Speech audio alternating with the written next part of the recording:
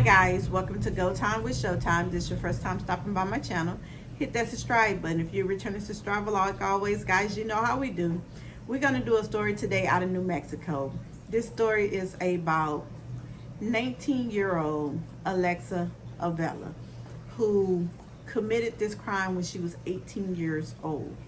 Now, what she did was disturbing, and it also raised questions to me of, would this become the new norm considering all the laws that has been passed throughout the states? Before I talk about what I'm thinking might become the new norm, I'm gonna roll this clip, and like always guys, we're gonna come back here and we're gonna talk about it. I'll see you guys back here in a sec. First-degree murder and child abuse was sentenced this morning. 19-year-old Alexis Avila was sentenced to 16 years behind bars. Now, Avila was caught on camera throwing her baby in a dumpster behind a Hobbs shopping center in January of 2022. She has been on house arrest for nearly 14 months. Now, before she was sentenced, Avila expressed remorse for her actions to the judge. I regret that his first hours of life were traumatic, and I regret that he will always have this in the back of his head and will think I do not love him. Judge William Shoebridge reduced her sentence from 18 to 16 years for what he called, quote, mitigating factors, including her age at the time of the crime and undiagnosed mental illness, adding there is a greater impact to her and her son beyond the court's decision. You've given yourself a life sentence. You've given yourself a life sentence of knowing what you did with your child. And you've also given your son that same life sentence. And that is probably something that is as hard to deal with as any length of time that you may have in prison. Now, the baby survived his injuries and is now in the care of other relatives. Hi guys, welcome back. That's sad and disturbing that 18-year-old Alexa thought that this was her only way to get rid of this baby. Now, it is said that she said she didn't know she was pregnant until the baby was here, and that was found out to be a lie because she was telling her schoolmates that she knew she was pregnant. And the mom also says she stands by her daughter and that she did not know her daughter was pregnant either until this came out, in which I think it's a lie, because as a parent you see your daughter getting bigger, and I don't know how you not think that she's not pregnant.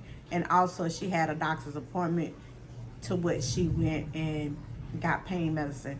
That right there should have let the parents know that she was pregnant. Now, that baby is okay. It is a baby boy, and it's fine considering that she threw him in the trash when it was 36 degrees outside, and he sat in that trash for 5 to 6 hours before he was found by some people. Now, he is with other family members, not saying which one, it does not say, but here it is going to be a child that has to be reminded of what his mom did to him on his first days here on this earth. Now, we all know that it's going to come up probably at a family gathering or something once she's out of jail, because she did get charged with attempted murder and abuse of a child, and they gave her 16 years. But when she gets out, I'm pretty sure at a family gathering or something like that, or somebody might say something, it's gonna come out that he was thrown in the trash by his mom. We all know we got petty and catty women in families. Now, by me saying, will this become the new norm, abortion laws has been passed where you no longer can get an abortion. Now, am I for abortions? No, I'm not. But I do think that women should have the right to know if they want to bring a baby into this world or not.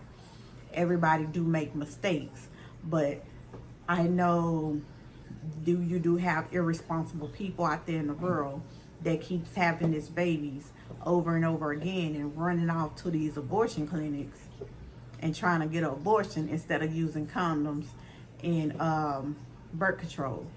That law should have been passed for them. Now, on the other hand, you have people that might be forced to have a baby. And when I say forced, it's a lot of rapes going on. It's a lot of child molestation going on. It's a lot of ladies being taken and trafficking going on. And now they don't have the right to abort these babies that are brought into this world in sinister ways. Now, I do think we are failing our young mothers, because I do not think that sexual education class is like it used to be back in the days, where you are taught things in schools to, growing up, because I don't think parents are talking to their kids as often about the do's and don'ts of coming into this world with babies. And we all see that by what we see on the news when these teenagers are out there doing God knows what. So they don't have the parent support behind them to even teach them how to even become capable of preparing themselves, of bringing a baby in the world if they was to make a mistake, which they shouldn't be in the first place. Now, I do think that sexual education is not in all schools these days.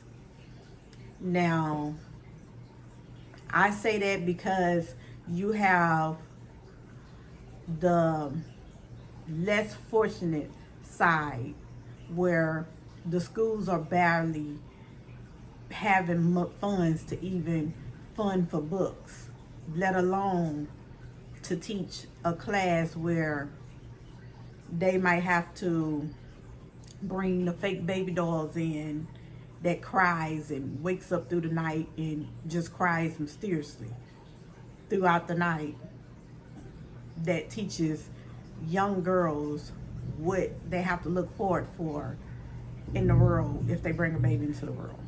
Now, I say that because when I was in school, I grew up very dysfortunate, and in our class we have to take home an egg, and everybody know this egg is not an actual baby, and neither would this egg be considered a baby. That egg sits there, and our theme was not to break it. That right there is not a baby. Now, on the other hand, my daughter, when she went to school, she had this baby. She brought home this baby doll that cried all the time, from when she needed to change the diaper, when it was hungry, and things like that. That's a big difference from the poor neighborhood and the okay neighborhoods, where they have the funds over here to afford those type of things to get kids ready, versus this side where they barely have the funds to stay open and probably teach your kids by getting books in there. Now, I think they do have child development classes at schools too. Now, the child development classes is where the teens are to have kids come in from ages 3, 4, and 5, where they have to watch them. That right there is okay, but it does not teach you how to raise an infant. It does not teach you how to be prepared for infants, because these kids that you're watching as a teenager is already grown up to be 3, 4, and 5.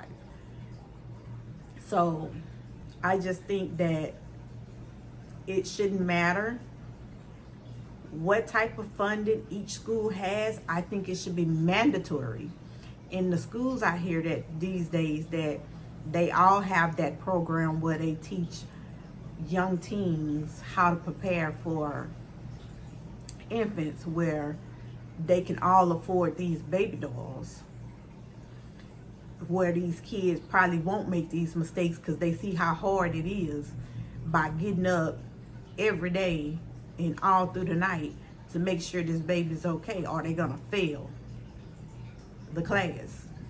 That right there, I think should be mandatory in all schools.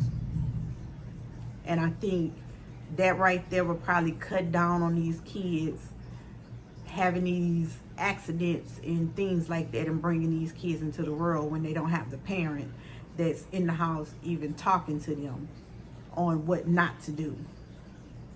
Guys, let me know how you feel about this and what I said.